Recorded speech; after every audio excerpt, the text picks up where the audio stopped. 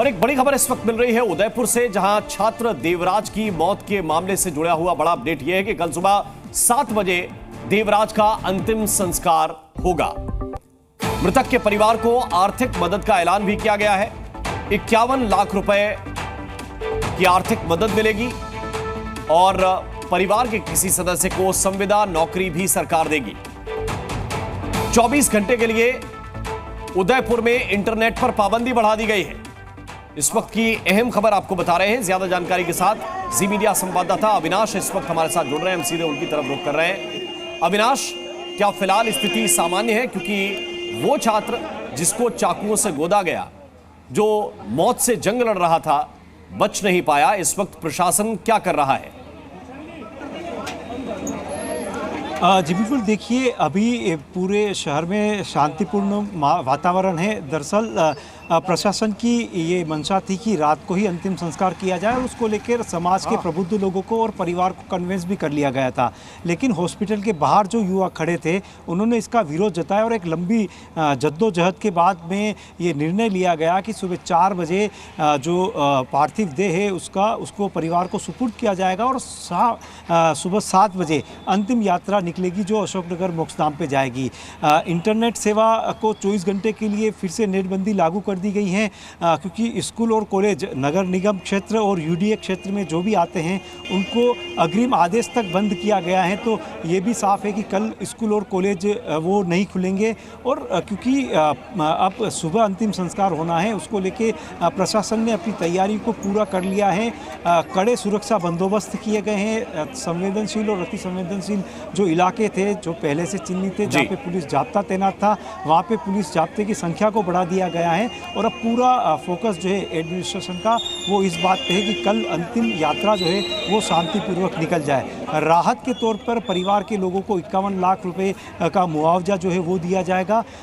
UDA के अंदर संविदा के ऊपर नौकरी मिलेगी और स्थानीय प्रशासन की तरफ से सरकार को अनुशंसा होगी कि उस नौकरी को स्थायी नौकरी के रूप में बदला जाए। बहुत बहुत शुक्रिया, बहुत बहुत धन्यवाद आपका इस पूरी जानकारी के लिए जो विस्तार से आप बता रहे थे। लेकिन इस घटनाक्रम में क्या क्या हुआ, क्योंकि वो छात्र जो पिछले कुछ दिनों से हॉस्पिटल में था, लग रहा था बहुत गंभीर हालत में थी, लेकिन लग रहा था कि उसकी जान बचाई जा सकती है, उसकी मौत हुई। उसके बाद उदयपुर के हालात कैसे हैं, उस पर एक ग्राउंड रिपोर्ट भी हम आपको दिखाते हैं। चला गया देवराज। 4 दिन तक मौत से दो हाथ करने की जंग में आखिरकार देवराज हार गया। उसकी सांसों ने उसका साथ छोड़ दिया। उदयपुर के देवराज की मौत हो चुकी है। एमबी अस्पताल में दोपहर 3 बजे उसने अंतिम सांस ली। भला कौन सोच सकता था कि 10वीं में पढ़ने वाले छात्रों के बीच मामूली कहासुनी एक छात्र की जिंदगी पर भारी पड़ जाएगी। सोचिए, अभी देवराज की उम्र ही क्या थी। कौन सोच सकता है कि उसी के साथ पढ़ने वाला, उसी की उम्र का उसका साथी उस पर चाकू से ऐसा जानलेवा हमला करेगा जो देवराज के जीवन पर भारी पड़ जाएगा, उसकी जान ले लेगा। 16 अगस्त को देवराज की क्लास में पढ़ने वाले उसके साथी ने ही चाकू से उस पर हमला कर दिया था।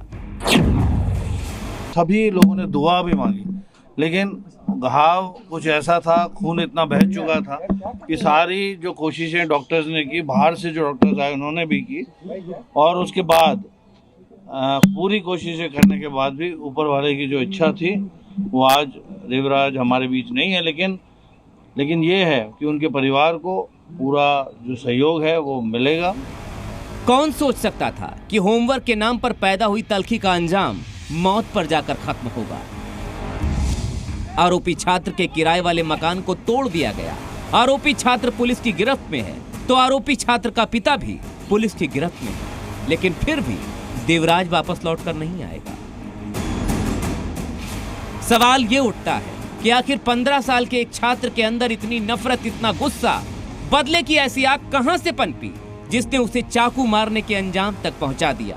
बच्चों को तो भगवान का रूप माना जाता है, उन्हें कच्ची मिट्टी की संज्ञा दी जाती है, जिन्हें जिस सांचे में ढाल दो वो उसी का रूप ले लेते हैं। तो आरोपी छात्र का नफरती सांचा गढ़ने वाला आखिर कौन है?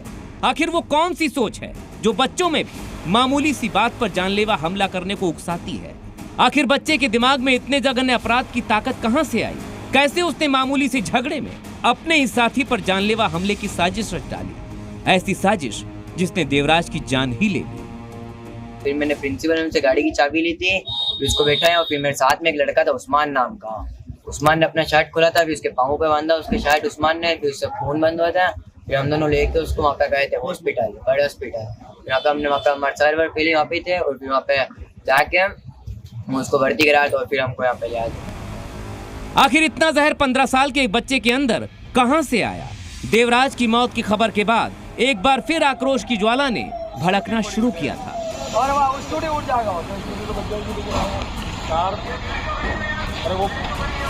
लेकिन पुलिस ने फौरन लामबंदी की। त्वरित एक्शन के तहत बड़ी संख्या में अस्पताल के आसपास के हिस्से को छावनी में तब्दील कर दिया। पुलिस 16 तारीख को चाकूबाजी की घटना के बाद से चौकन्नी थी, क्योंकि तब देखते ही देखते आक्रोशित भीड़ ने शहर के एक हिस्से को हिंसा की आग में लपेट दिया था। क्योंकि मामला दो समुदायों की लड़ाई में बदल गया था। लेकिन इस बार ऐसा होने से पहले ही प्रशासन ने सारी तैयारी कर ली थी। रामलीला में राम का किरदार निभाने वाला देवराज अब वापस नहीं लौटेगा।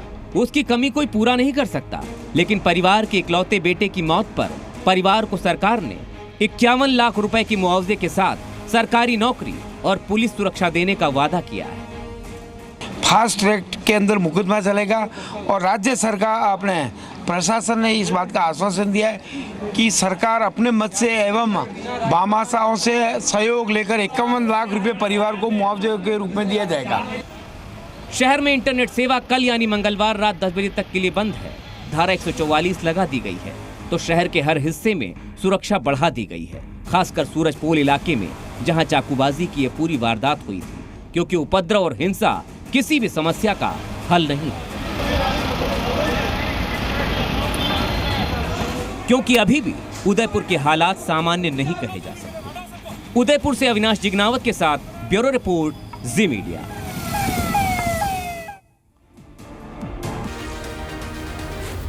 जी न्यूज़।